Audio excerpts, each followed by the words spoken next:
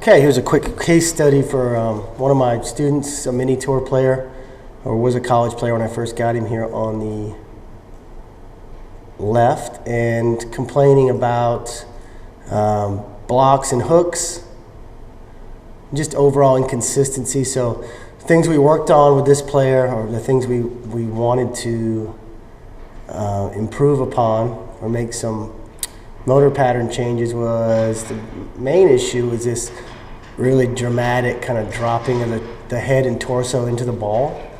Got him hanging back, or hanging his chest back. It was very difficult to get open enough with the upper body, so he tended to have to add some kind of wrist roll, roll the club face pretty dramatically closer. You can see up here the face is pointed at the target basically, which is a lot of roll. So it can be hard to time, and that's something that he wanted to work on so he could get a little more consistent with his starting lines, and also long-term save his back, because this can cause some issues in the lower right side of the back.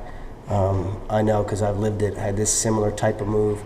I think one of the main things for him that caused it, his concepts were a little off. He tried to slam this hip or drive this hip to the left and slide it laterally to start the downswing. The other thing he was doing with a feeling of pulling this grip down hard in this direction toward the ball, instead of having more of a wide-ish feeling with the hand path coming down. So those two things together cause this kind of really drastic hang back with the head and a lot of roll in the face. So